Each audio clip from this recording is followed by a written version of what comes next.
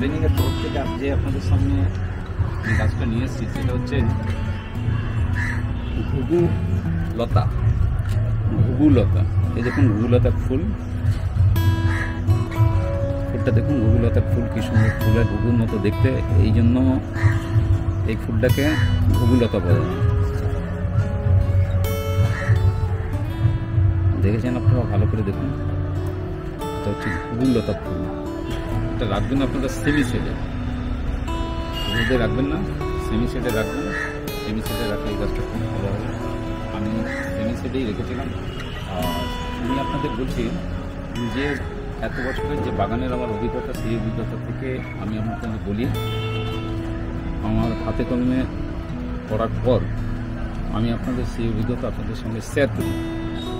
আর এই গাছে মাটি করবেন কীভাবে, 70% মাটি দেবেন, 20% দেবেন ভার্মি, আর ভার্মির বদলে গোবর সারও দিতে পারেন, আর 10% দেবেন বালি। অন্যান্য গাছের মাটি যেরকম হয় সেই একই রকম মাটি প্রস্তুত করবেন আপনারা। আর এই গাছ আপনারা খুব কম দেখতে পাবেন, খুব কম দেখা যায় এই গাছ। নার্সারিতে অবশ্যই কোনো নার্সারিতে হয়তো পেয়ে যেতে পারেন এই গাছ, কোনো নার্সারিতে আপনারা দেখতে পারেন, সেখান থেকে আপনারা এই গাছ সংগ্রহ করে নিতে পারেন। এই গাছ একটা ঘরে রাখুন। আর আমি মোটামুটি চেষ্টা করি আপনাদের সব আনকমন গাছ দেখাবো।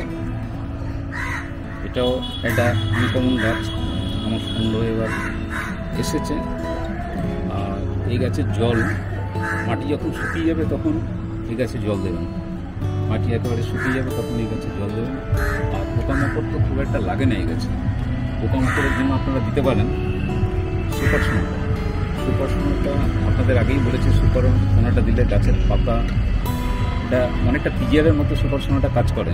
গাছের পাতা সুপার সোনাটায় চকচক করে, গাছের পাতার গ্লেজ বেড়ে যায়। দেখুন এই পাতার গ্লেজগুলো কত সুন্দর আছে, এই পাতার গ্লেজ। সুপার সোনাটার সঙ্গে একটু কনফিডার দিতে পারেন। সুপার সোনাটা দেবেন 2 ml আর কনফিডার দেবেন 1 ml। আর এছাড়া এই গাছের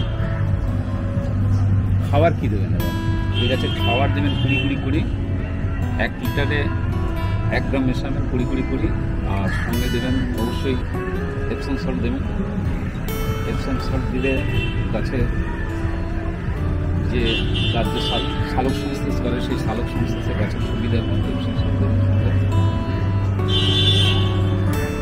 এপসম সল্ট আপনারা নিশ্চয়ই জানেন, এপসম সল্ট এটা জৈব, এপসম সল্ট হলো জৈব। এপসম সল্টে কোনো ক্ষতির আশঙ্কা নেই।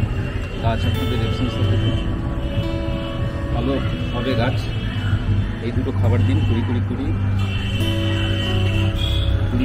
1 গ্রাম আর এপসম সল্ট 1 গ্রাম, এই দুটো মিশিয়ে আপনারা 1 লিটার জলে মেশাবেন। 1 লিটার জলে মিশিয়ে আপনারা স্প্রে করুন।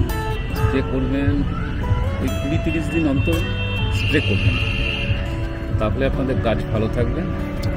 আর তো আপনাদের সবই বলে দিলাম, সেমি সেটে রাখবেন গাছ, পোকা খুব একটা লাগে না। আর এই গাছ যেটা দেখতে পাচ্ছেন এত সুন্দর, কিন্তু কোনো জায়গায় আপনারা দেখতে পাবেন যে এই গাছ বিরাট লতিয়ে অনেক দূর গাছ চলে যায়, অনেক বড় হয় গাছটা। আর আমার এটা যেহেতু টবে লাগানো, সেহেতু একটা ছোট্ট জায়গার ভেতরে এটা আছে। আপনারা এই গাছ সংগ্রহ করুন, সংগ্রহ করে বাড়িতে রাখুন। আর আগেই আমি বলেছি এটা ঘুঘুর মতো দেখতে, এই জন্য এই গাছটার নাম হচ্ছে ঘুঘু লতা। ঘুঘু দেখুন, ফুলটা ঘুঘু পাখির মতো দেখতে, এই জন্য এই গাছকে ঘুঘু লতার গাছ বলা হয়। পেছনটা দেখুন, পেছনটা অনেকটা দেখুন হাঁসের যে গলা, হাঁসের গলার মতো পেছনটা, এরকম পেছনটা হয়। আর এটা এরকম হয়। আর আপনারা করতে পারেন, এই যে লতাগুলো দেখছেন, এই লতাগুলো যখন বড় হবে তখন আপনারা মাটির নিচে যদি চাপা দিয়ে দেন, চাপা দিয়ে দিলে ওখান থেকে শিকড়, একটু রুটিং হরমোন লাগিয়ে দেবেন, ওখান থেকে শিকড় দেবেন। এইভাবে আপনারা এই গাছ থেকে অন্য গাছ করতে পারেন। এটা করবেন অবশ্যই বর্ষাকালে করবেন, বর্ষাকালে করলে আপনারা এই গাছ থেকে নতুন গাছ পেয়ে যাবেন। বন্ধুগণ, আমার ভিডিওটা তো আমি আপনাদের সব কিছু বলে দিলাম ঘুঘু লতা সম্বন্ধে। ঘুঘু লতা আপনারা খোঁজ করুন, ঘুঘু লতা খোঁজ করলে ভালোভাবে খোঁজ করলে অবশ্যই ঘুঘু লতা পেয়ে যাবেন। এই গাছ আপনারা বাড়িতে রাখুন। আমি আপনাদের যে ভিডিওটা দেখালাম, এই ভিডিওটা আপনাদের কেমন লাগবে সেটা অবশ্যই আপনি কমেন্ট বক্সে কমেন্ট করে লিখবেন। আর যদি এই গাছ সম্বন্ধে আরও কিছু জানার থাকে তাহলে অবশ্যই কমেন্টে লিখবেন, আমি জানাবার চেষ্টা করব। আর আমি আপনাদের সামনে নতুন নতুন ভিডিও নিয়ে হাজির হব। আপনাদের যে ভিডিও পছন্দ আপনারা অবশ্যই বলবেন, যে ভিডিও আপনারা দেখতে চান কমেন্ট বক্সে কমেন্ট করে লিখবেন। আর আমার এই ভিডিওটা কেমন লাগলো আপনারা অবশ্যই জানাবেন। আর আপনারা যদি নতুন হন তবে এই চ্যানেলটিকে সাবস্ক্রাইব করে দেবেন। আর যদি আপনাদের ভালো লেগে থাকে তবে অবশ্যই একটা লাইক করবেন। আমি এখানেই আমার ভিডিওটি শেষ করলাম। ধন্যবাদ।